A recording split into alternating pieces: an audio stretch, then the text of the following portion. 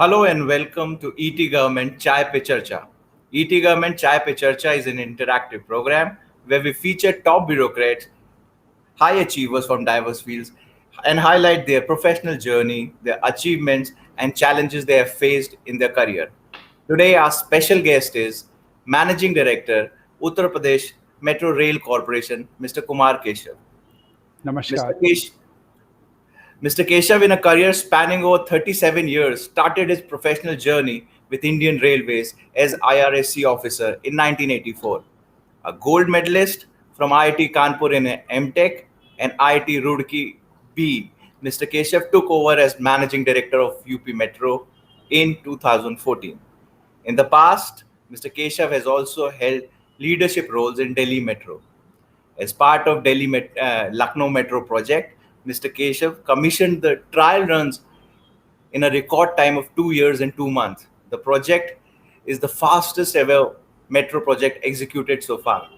Apart from Lucknow Metro, Mr. Keshav is also at the helm of Kanpur Metro and Agra Metro projects. Welcome to Chai Pe Charcha, sir. Thank you very much, Ajay. So let me begin by asking you, sir, how has your been journey so far? Can you briefly take us through your early career and education?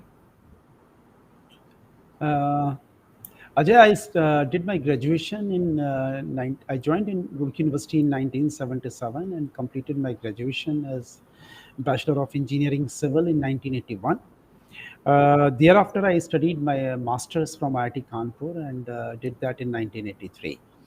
84, I joined Indian Railways. So I'm originally from Indian Railway Service of Engineers, which is a civil engineering job. Okay. And I'm from there and worked for a very long time there in Indian Railways. And in 2002 beginning, I came to Delhi Metro, and nearly 11 years I worked in Delhi Metro. And then after completing 2 phases of Delhi Metro, I was director project there. Yeah. And then I left Delhi Metro also, and there was a nearly 2 years, 8 months I worked in international projects in Australia on heavy haul rail. That was a private coal company project, but it was a very good project. I was project director for rail project there, greenfield project. And from there I landed up in August 2014 to Lucknow, and that's how the Lucknow Metro started. So before moving, beyond that, I would also like to understand what sort of evolution you have seen, changes you have seen in the mobility sector since you started, in 1984, and it's like 2021. So what changes have you witnessed yourself? I will let me briefly narrate that. I was on mainline railways in Southeastern Railway with Kolkata as my headquarter. I was in Bilaspur at that time, and Bilaspur is at that time used to be in Madhya Pradesh. Now it is in Chhattisgarh. And I worked in Central Railway, was another. Where I was senior divisional engineer in Jhansi from Tughlakabad to Bina. So these were the main railway projects where I spent a long time. And mobility, if you mainline railway mobility, every one of us understand. But my interaction with the commuter railways started when I was in Kharagpur for 2.5 years, and I was in charge of Howrah-Kharagpur suburban section. Howrah-Kharagpur suburban section is like a Mumbai suburban trains. So these are 4 tracks, very busy, and practically all the time you are running the train operations and electrical multiple units. So from there, my interaction with the commuter train services started, and it was a very busy route, Howrah to Kharagpur. So nearly 2 years and 11 months I remained there. I was in charge of that section. So from there, some knack of public transport started coming into picture, because railway was more like a mainline railways, heavy haul, passenger, mail and express trains. But suburban gave me a different perspective. And then I came to, from Central Railway Jhansi, I came to Delhi Metro. So mobility at that time when I was in suburban trains, I always used to think when I had an opportunity to go out, Indian Railways had sent me to Australia way back in 1995, and I went via Hong Kong, and I saw the passenger trains there, beautiful commuter trains. So I always dreamt about it कि कभी हमारे देश में भी इतनी सुंदर गाड़ियाँ आएँ, क्या कभी भी हमें भी अपॉर्चुनिटी मिलेगी इतनी सुंदर गाड़ियाँ बनाने का या चलाने का. तो then it started, and when I came to Delhi Metro only for this purpose. My Okay. dream was to work with Dr. Shredharan. That was 1 year. One very big achievement contributed to my personality for 11 years working with him. And another thing was I wanted to run those type of trains which were in my dreams, which I had seen abroad in my own country. So when Delhi Metro started, then very beautiful stainless steel modern trains. That's how it started. So I have seen this mobility changing from electrical multiple units in Howrah, Kharagpur to Delhi Metro, now to Lucknow Metro, which is even advanced, more advanced than the Delhi Metro, more beautiful trains. So I'm very happy about it. And mobility has changed. Delhi Metro changed almost everything, the way Delhi travels. Now nearly 30 lakh people are traveling on Delhi Metro. So all those routes which we made, including Central Secretariat to Badarpur via Jawaharlal Nehru Stadium and all that, before the Commonwealth Games, that time I realized that how much important these main arteries of the route have to be there. So when Lucknow started, then all those things were in back of my mind, and so Okay. that's how the mobility I have tried to contribute from the rail sector, because I'm a railway person. Okay. So before moving as MD UP Metro, you were posted as director, projects and planning Delhi Metro. So how do you rate your tenure with DMRC for those years? DMRC, as I said, 11 years has made me what I'm today. And Dr. Sridharan's working, the way he worked, the way he had faith on the people, the way he allowed us to take decisions and move forward, that changed everything.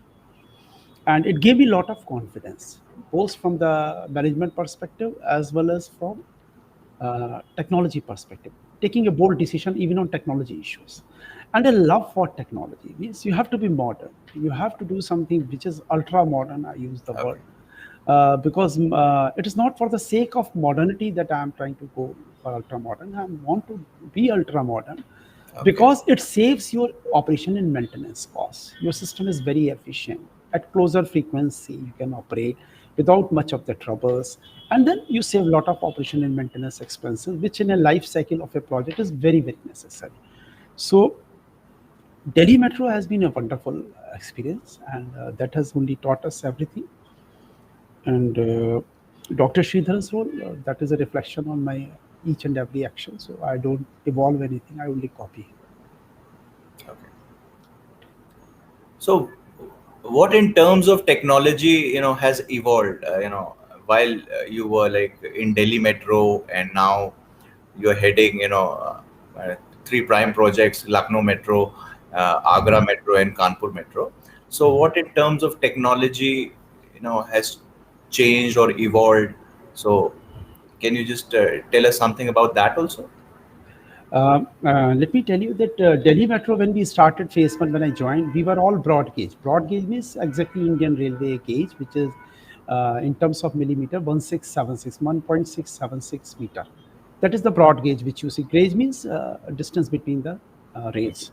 So Indian Railways, Indian Peninsula, if I say, India, Bangladesh, Sri Lanka, Pakistan, that is the standard gauge for us, broad gauge.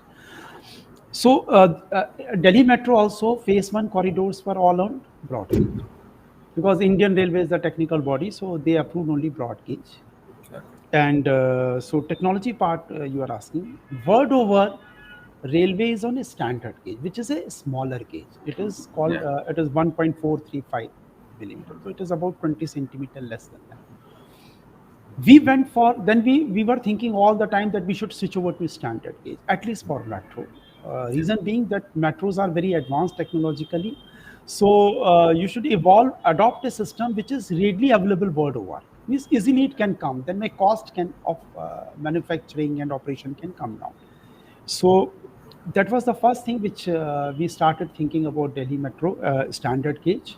And you will be very happy to know that there is a corridor, line 5 we call it, Indralok to Badarpur it goes in Delhi Metro. That is the first standard gauge. So that was the first standard gauge. I was the chief project manager. I did that, brought that standard gauge to India, which is a European standard gauge. Okay. Now, thereafter, all projects of Delhi Metro are on a standard gauge. Bangalore, Chennai, Lucknow, everywhere it is a standard gauge. So Okay. as a result, advantage has come out to us that cost of metros have come down as compared Okay. to Delhi Metro. That was a very big change which we brought. Okay. Another thing, technology terms that we Indian Railways, you see the track is with ballast, means stones are there, patthar pade hote track. But metros they don't have. They have all concrete ballastless track because closer frequency you have to operate till late night and morning Yeah. again you start. So where is the time for maintenance? Indian Railway every day, whole day maintenance is done. Yeah. So ballastless track was the only thing which I brought, and that was a wonderful thing it happened. So now you see ballastless track is there. We have got even advanced passing system. This all I did, a standard gauge with all turnouts. I'm talking in terms of technology part. This much is the improvement. And then signaling, which is another very important thing. Signaling is directly related to the safety of train operation and Yeah. closer frequency.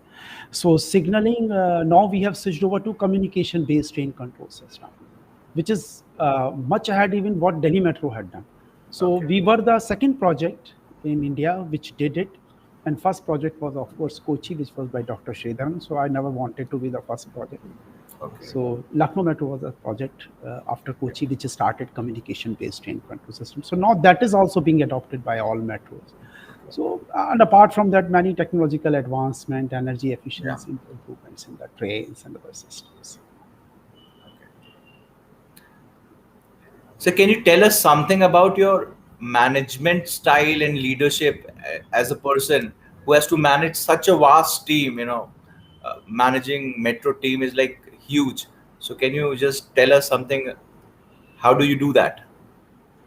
It's very difficult to explain. Somebody else can explain on my behalf. That will be probably better who is watching me. But still, which comes to my mind is that I trust the people. And I don't want to lose that confidence on the people that they will not do. I always believe that they will do. So my whole philosophy of management is on trust. So you'd be very astonished to feel that we are taking decisions, very technologically sound decisions, difficult decisions, involving a lot of financial implications. Still, we don't have any records of minutes. In a normal way, you always have a meeting, then minutes of the meeting come, then somebody takes action, then a compliance with that. Okay.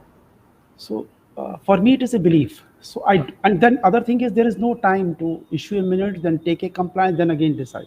So you discuss, decide, move forward, take a decision on file, move forward. So it is that fast, and that comes from this thing that we know some of professional competence we have worked out, and I believe that people should have a professional competence. Yeah. Without professional competence, this confidence cannot come. So somehow with my background of railway and Delhi Metro and international, I have that confidence. I developed that confidence, and I that's how I treat my whole team. And my whole team starts responding in that manner. The moment you have faith on somebody, he will deliver more than what he's capable of. Is what my feeling. So this is one thing, and then we are very technology savvy. So even my junior engineers have got the laptops, and I have got some hot seats in my office. Wherever they want to go, they can plug in and start working. So all drawings are digital. It is available on them, on the site, on their computer. So they don't have to go back to their office. They go directly to the site and start working there. Okay. So that saves a lot of time.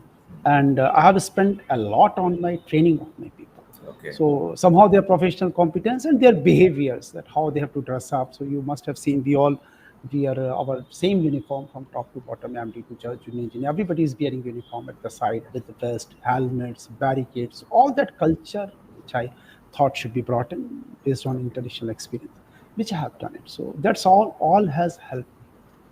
Okay. So now moving on to the UP Metro projects. Mhm. Are there any significant learnings from Lucknow Metro project that has helped you, in implementing Agra and Kanpur Metro projects? A lot, Ajay, because When I came to Lucknow, it was different than Delhi, certainly, because many respect, because Delhi are wider roads with service lanes, so it was easy to do a work, lot of good network. But Lucknow, we have the city's roads. It is an old city. You can't complain about it. There are no service roads. Only those are the main arteries where my metro was also being constructed. So this was a challenge, but then I started working on it, and very close coordination with the people I established. How we are doing, we are sharing with them continuously, and trying to stick to the time. So Lucknow Metro, this I learned that this was a bit different from Delhi, but I really liked, because here you are is a real challenge that I have to do Yeah. this work into very difficult area. Means Nishatganj, Singar Nagar, Husainganj, Hazratganj is the main commercial area, and just below that we were moving. So that was a big challenge. That was a very good thing which I learned at Lucknow. And another thing is that my team at that time was very new, so I was developing my team and doing the work. Now my team is also very trained, so now I have to only tell them what is to be done. They already know because they have already done. Okay. So that is a big achievement. So Kanpur even is faster than Lucknow. So I want to say now. Okay.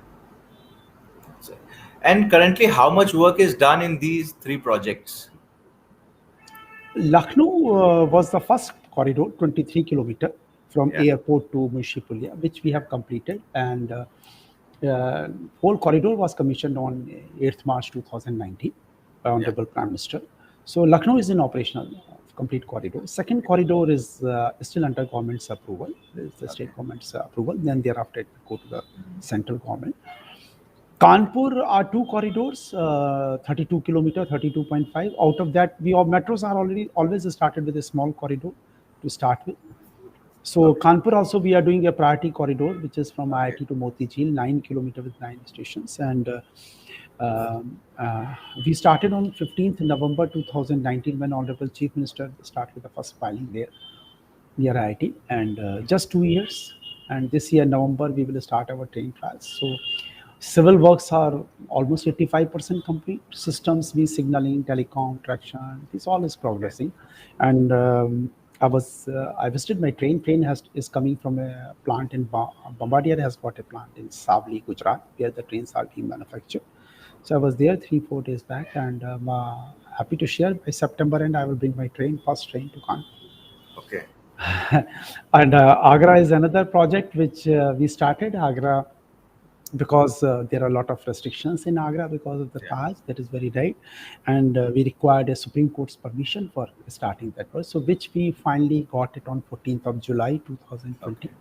And thereafter 7th December again Honorable Prime Minister only, this time he pressed the button and my piling is started. So it is nearly 8 months and my depot and elevated portion is progressing very well. And what kind of administrative challenges do you face during your phase 1 and phase 2 of Lucknow metro projects? Administrative challenges are mostly in the terms of the land acquisition, transfer of the land, which comes from the state government, because as per the project, land is to be entirely given by the state government. So state government land is transferred to us, but there are central government lands also, like airport, we have made a station, railway, we have taken the land, the defense, we have taken the land. Those are the things which have to be pursued. So luckily we developed a good rapport, and railway and airport and defense everywhere we got the land. Airport, they were very kind, and finally my station is functioning for the last 3 years now, and we had made a payment. Now final settlement is being done with them. So administratively this is the issue. Another thing is that this is at the government, only at the land level, because the rest of the issues I'm able to sort out. Those are all my management, contract and administration of the contracts, technology, most of that all is with me. Recruitment of even staff is with me. But there are, being a railway system, it has to be testing and commissioning of trains has to be done by the Ministry of Railway under RDSO. That is a Research Designs and Standards Organization of Indian Railway. And once they clear it, then it has to be cleared by Indian Railways, and thereafter Commissioner of Railway Safety is under Ministry of Civil Aviation, who certifies this project before opening to the passengers. So Okay. those are the other, few things are in the beginning, land and other things. So continuously we keep on working, keep on apprising railway with our technology, so that administrative approval, design approvals they give, and later on they conduct the trials, and finally Okay. CRS gives the clearance. So these are the administrative two issues which take a lot of time and Okay. energy, and quite difficult to do. Okay. So, well, talking of the challenges, we would also like to understand how did UP Metro deal with the disruption and uncertainty due to the COVID pandemic? Yes, COVID was very severe, and particularly Lucknow, we did not have problem because Lucknow was an operational network. Nothing was under construction. So Lucknow, but the problem was that all operations got stopped. Yeah. So nearly 5 months in the beginning, and 2 months this year also it was stopped. Okay. So all my ridership which had gone up, all of a sudden everything is Okay. stopped, and I have to still maintain my system, because system can be made operational any day, and it is such a big system. I cannot shut it down. If I shut it Yeah. down, it will take 2 months to again restore everything, Yeah. signaling, telecom. So we were maintaining, still running a train in the morning, in the evening, an empty Okay. train, to see my whole system is functioning. Okay. That was a big hassle at Kanpur, and in spite of all the COVID, bringing the people, I also used to go to the site in this Okay. COVID. Kanpur was in progress at that time, so Kanpur, my everything was stopped at Kanpur, Okay. and nearly 3 months the work was completely stopped. Then in May we were gradually permitted to move by government. We were the first project to got the clearance for starting our work, and with a lot of precautions. But the problem was, at that time I used to work with nearly 2,500 labor. All of a sudden it came down to hardly 60 labor. Okay. Although I was maintaining my own camp, so I had put a lot of stuff. We have very good camp. We have made labor camp where people can stay with their food facility, drinking water, everything. Okay. That really helped us in COVID. But still, when the COVID situation got relaxed and government permitted, then all those labor they wanted to go home, which was very justified also, because they were locked up for a very long time. Difficult situation of COVID was there. So, with the promise that they will come back, so we Okay. all allowed them to go back, and finally 60 labor I started again, Okay. and after some time, then again it started really tough. So now nearly 80% have already recovered. Okay. So that is the loss which we had done. But I would like to say that from the beginning we were committed that Kanpur we will start the train trials by November, and revenue operation next year, early next year. So in spite of all this loss, we are sticking to that. Okay. So, how much do you think these this pandemic has pushed the deadlines? Are you still you'll be able to recover? You maintain the deadlines, or like it has little bit pushed No, the the work? no. I'm still maintaining the same deadline. That's what I was trying to say. That Kanpur, my deadline is still the same. 50 November is the date. Somewhere between 15th to 30th of November, we have to start the train trials, and it required a lot of management, and making many activities which were in series to bring them in the parallel activities. Means together we can do a lot of change in total philosophy and management of the work. And Okay. I'm thankful to my contractors who agree to my even unrealistic demands, that you have to push it, you have to bring it. Something he says that, no sir, I was supposed to do after, once this work is complete. I say, no, no, you start now, and we will back like this. He will also work, you will also work. So sharing, a lot of is going on. That's why I keep going to my sites, and all those decisions are basically at site to resolve their problems. So good thing is that they all have faith, and I also have faith that Okay. we will still maintain our the same deadline, whatever may be the COVID. Okay. So moving on to technology, you talked about technology, how it has been used, and how it has helped from Delhi Metro to Lucknow Metro. So any special kind of innovation you would like to talk about that has streamlined operations in Metro in Lucknow and current projects? Lucknow, some things are very technical, but still I will simplified way I will try to say. Um, we went more and more of an automation. Means all my system rooms where my equipments are there, Okay. they are all unmanned, even at stations or even at my control centers. So these are all remotely monitored and remotely controlled. This was one big achievement which we did as compared to Delhi Metro. And practically my whole operation is run by the operational control center. So station controllers are not doing anything, they are only watch and ward and Okay. handling the customers. While it is entirely different in other metros, station controller does a lot of work. So that helped me in bringing down my total operation strength required. Nearly two-thirds of the staff I am maintaining in network as compared to Delhi Metro. And so my staff, 30% are saved in my staff, and overall technology improvement is there because Okay. things are better monitored and better controlled. So that was one thing which, as compared to Delhi Metro, I brought in here. And further one improvement in Kanpur, what we went ahead because of signaling and other things. And Kanpur, we have brought one more improvement. Uh, Delhi metro has got overhead electric आपने देखा गाड़ी के ऊपर तार है हमारे वायरलेट पे जिस पे से बिजली इंजन को जाती है सो वो लखनऊ में भी है but Kanpur and Agra we have switched over to a 750 volt third rail traction, so this even these wires will not be there. So there will be a sleek viaduct and a sleek train moving on that, no wires. So that will be, I will show you after some time in Kanpur how it looks. So it will be look wise even it will be better than Lucknow. Because trains will be much, well, it will be much clearer skyline as compared to So, in terms of when we talk about technology, so what do you think technology helps in initial planning, or it is as useful as while you implement those ideas on ground?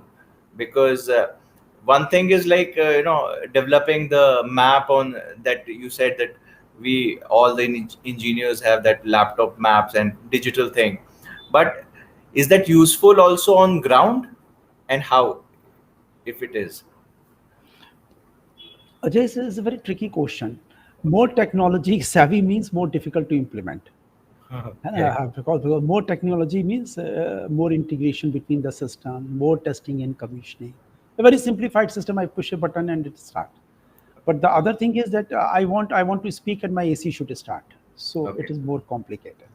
So more testing and commission. So technology as such is bringing a lot of difficulty in implementation of a project. So whatever is the standard technology, if I use, probably a faster work can be done. But long term, if I see, technology brings in a lot of improvement in operation. So and let me tell you, in a life cycle, if I work out a cost of a project, suppose 30 years is the life of a project, on which the total financial rate of return or financial analysis of a project is done. Only 50% is initial cost, 50% is the operation and maintenance. So how much you can save in the initial cost? Little bit. But operation and maintenance, if you save, you are saving over 30 years.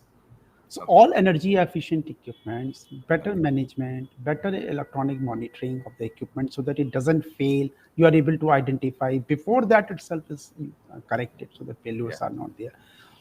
Those things help. But all this technology brings a lot of problems at the time of initial when you execute the project within the time frame. So, but somehow we have gone for technology, but try to control our time so that we are still able to implement within the same. So problems, as in you said it problems. Can you just elaborate kind of problems that For example, I give an example that for a train to be nearly fully automatic. My train is almost automatic, fully automatic train. It is a driver only, and driver is more like a supervisor. So, if practically terms, if I tell you that when the train stops at the station, and suppose I start from there, so driver only watches back and says that now even doesn't have to watch back because there are cameras, so he's able to see inside that everybody has entered. Well, there is a time for holding the train, but within ऐसा नहीं हो कि कोई अंदर है और आधा बाहर और मैं डोर बंद कर रहा हूँ. So he just watches everything inside, then he just presses a button. So doors get closed automatically, then train starts automatically, picks up the speed automatically, runs to the next station, stops at exact point, and opens the door. So driver does only this much. So even doors are opened automatically by the train. So it is automatic to that sense. And all this commissioning takes a lot of time because this type, suppose I say drivers will open the door, driver will close the door, then it is very easy to commission. Nothing is there to be done. But here, because everything is linked electronically with the track, all the sensors have to come. Train has to assess that it has reached the right point and doors have to open. So this commissioning takes a lot of time. Okay. These are the difficult issues, and this issue is not alone with the train. It is with the signaling. Signaling is fixed on the track, so track is also comes into the picture. There is a traction because power is being taken from the traction. So these all four items get linked up, and ultimately a fully automated train comes into picture. So that's what I was saying. These are the technological issues which have to be clear. Sorry, I don't think I hope whether I'm able to explain in a No. little simpler terms or not. It is something we were curious to know, that sometimes we all have seen this, like somebody sometimes try to get into a metro and the door closes and he's stuck in between. So then there's an alarm. So door automatically opens. Yeah. So it is automated in a way that technology actually has helped. So I was just like, what difficulty it has brought in. So I was a little curious to know. A lot of testing and commissioning is required because you have to keep on trying. Train should stop at that. It should not happen. My train stops after the platform and doors open. Yeah. So train has to stop at the right place. And if it is automatically stopping, means I should know precisely that it has reached there. Yeah. Okay. So how do you see the future of this e-mobility in next 5 to 10 years in India? As like a lot of new projects being announced by the government under the smart city, and so what do you see, how rapid growth you see for such kind of projects in all major cities in India? Ajay, I would like to say that mobility is probably the only solution required for the cities at the moment. Most cities are the engines of growth. All growth is happening in the city. People are coming to the city, going to the workplace, whether it is for leisure or whether it is going to a restaurant or going to a home. All that is business centers. People travel there, come back. That is part of economy. With that only economy grows. So mobility is foremost.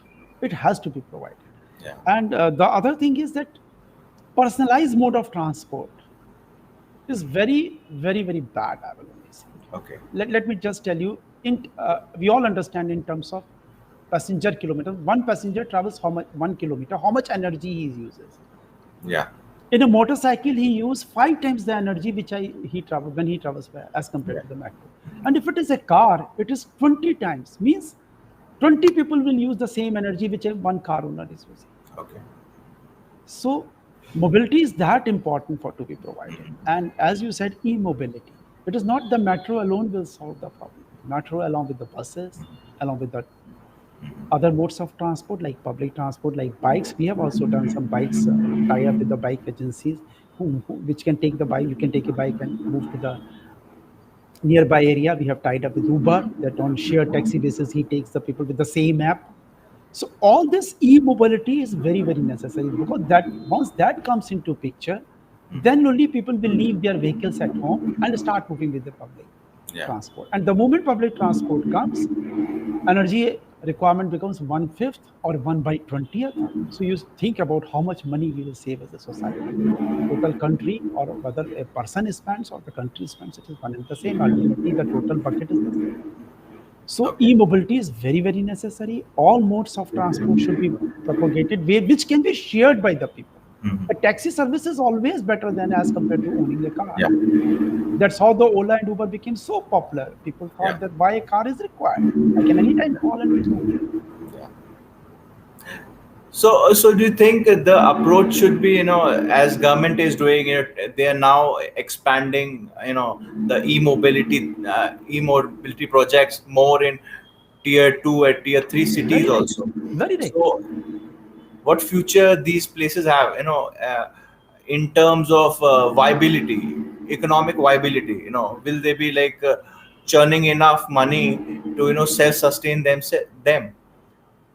Models will have to be worked out. And how should I say it? That word over, if you move, then even cycles are a mode of transport. Yeah. And you can pick up a cycle from one place, drop at another place. Through an app, you can always pay the money. And that's how you use it. Cycles, bikes, taxis in any case are there, and other modes of transport. So to make it financially sustainable, more and more people have to use first and foremost. दूसरी thing, you have to develop a model in which a person gets an incentive basically if he uses a public transport as compared to his own mode of transport. Yeah.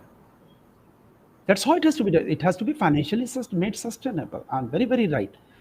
But ultimately, there will be some restrictions on those people who are using their cars. For example, in Singapore, Yeah. you can't enter the central area because if you are owning a car, huge money you pay in the peak hours. Then parking is so costly, so people leave their cars outside, start traveling by public transport. So movement and alternative is there for the people, and then automatically more people will use, so it becomes sustainable.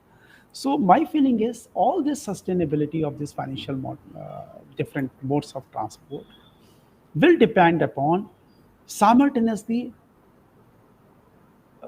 restricting personalized use of vehicles. Okay. So, Just my example, give you a Yeah. small example, then probably I can say in Hong Kong, Okay. 91% of the trips means travel, Okay. are by public transport. Only 9% is personalized. Okay. If you count our country, Delhi or Lucknow for that matter, probably 90% is personalized, hardly 5-10% is by public transport. Okay. And all private vehicles, they need parking spaces, they need multi-level parkings. All those, ultimately, this is an investment by the society. Whether somebody can afford it, no issue. Yeah. But the fact is that other people are suffering because there is a congestion on the road. So many cars are moving. Why people only 1%, one car is being Yeah. moving? That's the situation. So I would also like to know, sir, these projects, these metro projects specifically, now in tier 2, tier 3 cities, will they be financially viable, for the government, or will they be self-sustaining? You have, Lucknow Metro is up and running. So what is your experience about that? Is this model successful in small towns also? Not metro, because metro is a costly proposition. But other modes of transport certainly can be done. Okay. Now we have got concept of metro light, which is a light LRT, or we call in a simpler term, it is a tram, which is a Okay. bigger, not the old tram which used to occupy the road and very slow speed. Now there are trams which run at 70 kilometer an hour. Okay. So internationally, those trams have come on the streets. If you can't bring it on the streets, you can take it on the elevated viaduct. So those are cheaper solutions. You can always go for it. Okay. And for smaller cities, because ridership is also less, so you don't need a 3-car or 6-car train because 1,000 people are not traveling in any case. So you can always work out simpler solution. Then there can be electric buses, which is such a good mode of transport. Okay. You should promote more and more good electric buses running on time, stopping at proper stations, then all the digital display that you know that after how many minutes it is coming. Then you have your apps, you can always track where is my bus, where I am going, and then connected with a good taxi services. Ajay, I promote public transport because I say that I am working Yeah. for the public transport, and that is very right also. I don't have a car even in Lucknow for the last 7 years. Okay. I don't have my car. And I don't find any problem. There are ways to travel. It's not my official car all the time. There are Lucknow also. You see how much mode of transport is being given by these e-rickshaws and the tempos. Yeah. Huge. So Yeah. somehow, if you reorganize them, give them in a better shape, with better understanding and better type of vehicle, always people will pay and go. Right now, it is little disorganized. They are not stopping at right places. There is no way of checking whether they are traveling properly or not. And they are not linked to any app. So even if you are waiting for an auto, you don't know when it will come. True. So in terms of financially viability, that why what I asked earlier also. So we tend to hear and read stories like Delhi Metro raked in so much profit. So are these new projects really making profit, or in terms of viability, because they're new and people need to adapt to them? Very right, because all this public transport is not the providing the transport alone. People have to adopt it. People have to change their habit, because we have been traveling in a way, and all of a sudden you say no, you travel in this way. So there is a time to change. So usually it take 3 to 4 years basically to change the people's habit, ultimately to understand that what is the benefit of it. And what happens in 4 years, younger population comes up. So they are very adaptable to the new Okay. modes of transport. Older people like me are still thinking, no, no, no, we will travel by car because how we will go up, how we will come down. But younger people are very adaptable. So in 4 years, that's how the ridership of Delhi Metro also picked up after a Okay. certain time, 5 6 years. That's what is happening to Lucknow also. It will happen. Okay. And once it happens, then financial viability will always be there.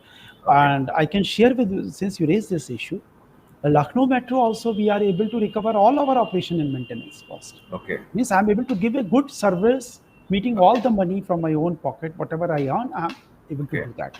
I'm trying to provide good restaurants, good Dominoes at my station. All that gives me Okay. more money. And the other thing is people find a right place to sit. So that becomes an additional attraction for coming to a metro. Okay, now there's a Domino outside, something like that. So those things are happening.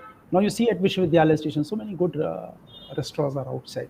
So those are the places people will now come by metro and enjoy and go back to their home. So that's how this has to be made financially viable.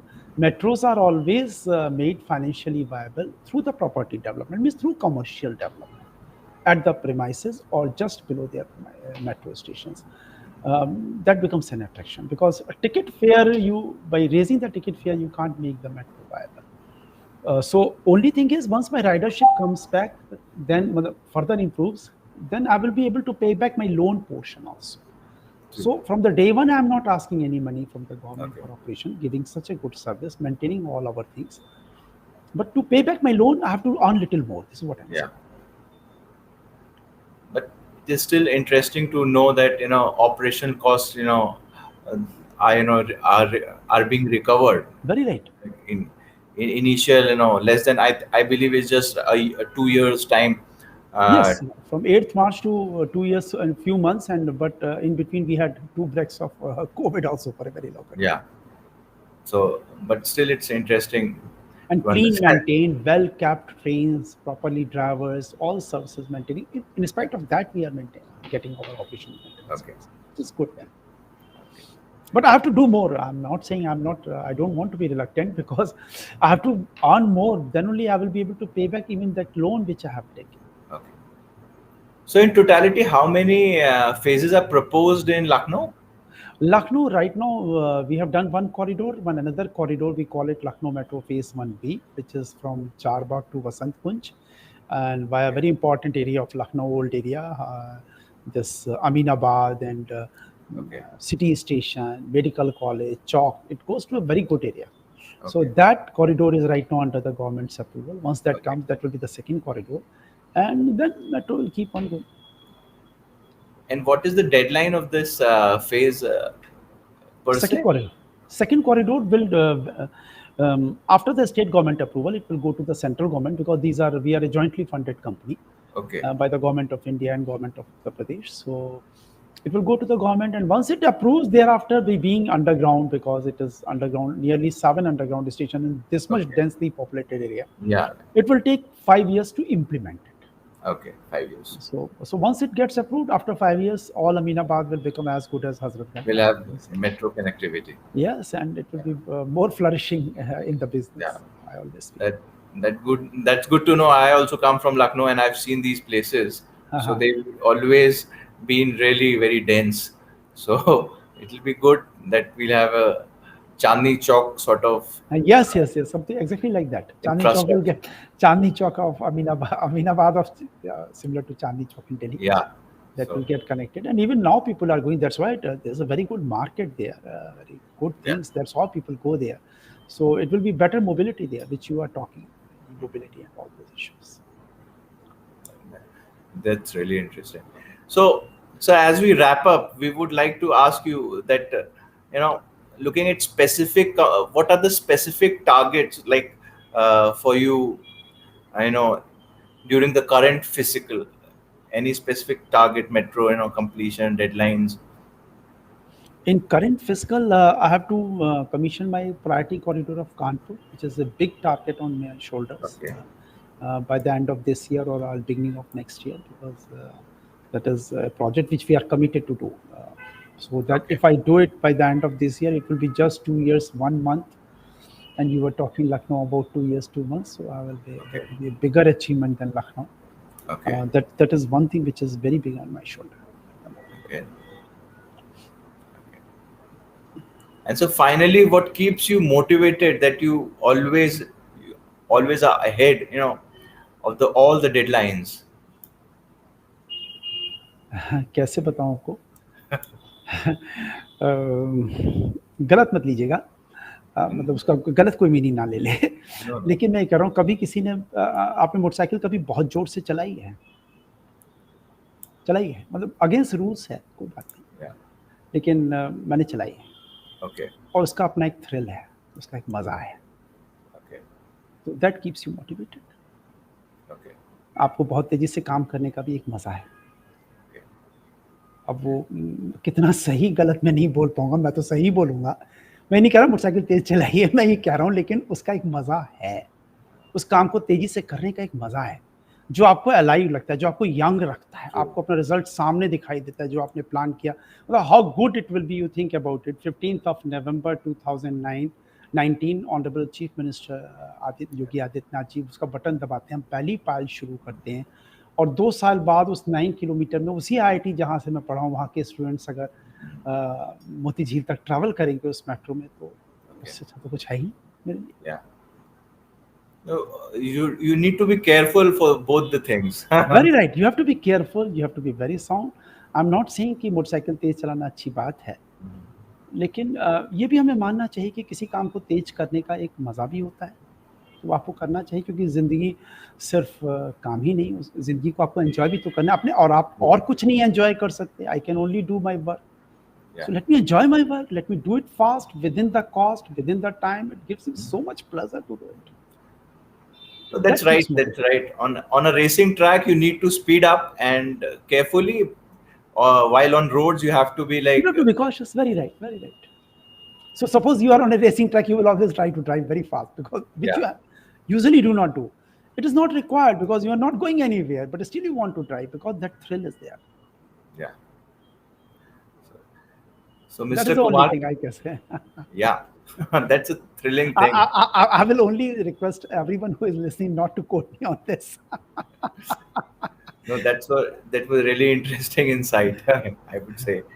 So, Thank you. so Mr. Keshav has candidly answered all our questions. We thank him for speaking with us.